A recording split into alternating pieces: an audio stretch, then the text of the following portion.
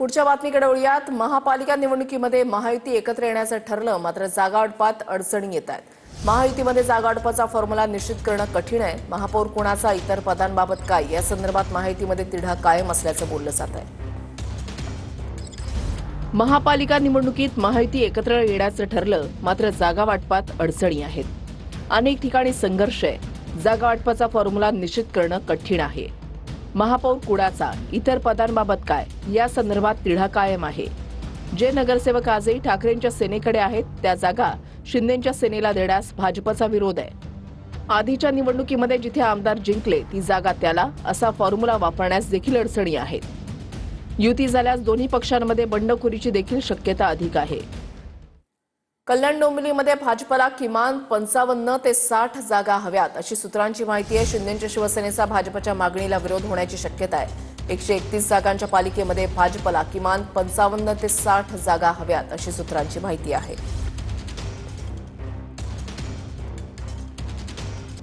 वनताराचा 50 पेक्षा जास्त बिबट्या घेण्यास नकार आहे। राज्यातील बिबट्या वनतारामध्ये सोडण्याचा राज्य सरकारकडून विचार सुरू आहे। 1 कोटींच्या बकऱ्या सोडणं व्यवहार्य नाही, असं अजित पवारांचं म्हणणं आहे। बिबट्या हल्ल्यांबाबत अजित पवारांची अनौपचारिक गप्पांमध्ये ही माहिती आहे।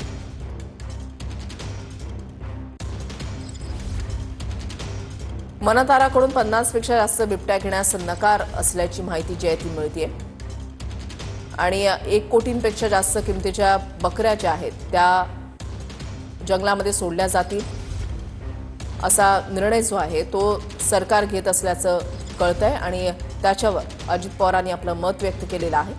अनौपचारिक गप्पांमध्ये त्यांनी अशी माहिती दिलेली आहे की 1 कोटींच्या बकऱ्या सोडणं व्यवहार्य नाही, असं त्यांनी म्हटलेलं आहे।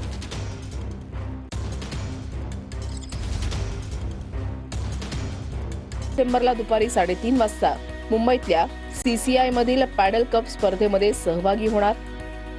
4 वाजता मेस्सी सेलिब्रिटी फुटबॉल सामना खेळणार। 5 वाजता वानखेडे स्टेडियमवरील कार्यक्रम आणि चॅरिटी फॅशन शो कार्यक्रमाचं आयोजन असेल। 15 डिसेंबरला पंतप्रधान नरेंद्र मोदींसोबत भेट आणि चर्चा। दुपारी 1:30 वाजता अरुण जेटली स्टेडियममधील कार्यक्रमात सहभागी होणार। या दौऱ्याला गोट इंडिया टूर असं नाव दिलं गेलंय। मेस्सी मुंबईमध्ये होणाऱ्या फॅशन शो मध्ये सुद्धा सुमारे 45 मिनिटं सहभागी होणार आहे। लिओनेल मेस्सी जवळपास 14 वर्षांपूर्वी म्हणजे 2011 साली भारत दौऱ्यावर आला होता। त्यावेळीही चाहत्यांनी मेस्सीचं प्रचंड उत्साहात आणि जल्लोषात स्वागत केलं होतं। पुढच्या बातमीकडे वळूयात। नागपुरात विधान परिषदेने संमत केलेले महत्त्वपूर्ण विधेयक आणि धोरण यावर प्रकाशित केलेल्या ग्रंथाचं प्रकाशन पार पडलं आणि या प्रकाश सोहळ्याला मुख्यमंत्री देवेंद्र फडणवीस, केंद्रीय मंत्री नितीन गडकरी, विधानसभा अध्यक्ष राहुल नार्वेकर, विधान परिषदेचे सभापती राम शिंदे यांची उपस्थिती होती। 847 पानांचा हा वजनदार ग्रंथ आज सर्व सन्मान्य सदस्यांना विनंती की या ग्रंथाचं आपण स्वागत करावं। संपादक अहिल्यानगरमध्ये बिबट्या पकडण्यासाठी आता 200 पिंजरे दाखल झालेले आहेत। जिल्हा नियोजनातनं 8,13,44,000च्या निधीतनं पिंजरे आणि रेस्क्यू उपकरणांची आता खरेदी करण्यात आली आहे। आपण हे पिंजरे पाहू शकतोय। साधारणतः 200 पिंजरे अहिल्यानगरात दाखल झालेले आहेत। मानवी वस्तीमध्ये बिबट्यांचा धुमाकूळ वाढत चालला आणि त्यानंतर वन विभाग जो आहे तो अलर्टवर आहे। त्यातच विविध जिल्ह्यांमध्ये जर बघितलं तर जवळपास 37 जणांचा मृत्यू बिबट्याच्या हल्ल्यामध्ये झालेला आहे। त्यामुळे वन विभागानं आता उपाययोजना ज्या आहेत त्या या पद्धतीने करायला सुरुवात केलेली आहे। आता आपण आहोत अहिल्यानगर जिल्ह्यातील राहुरी येथील डिग्रज या रोपवाटिकेत। वन विभागाची ही रोपवाटिका आहे। आता या ठिकाणी 11 बिबटे जे आहेत ते जेरबंद आहेत।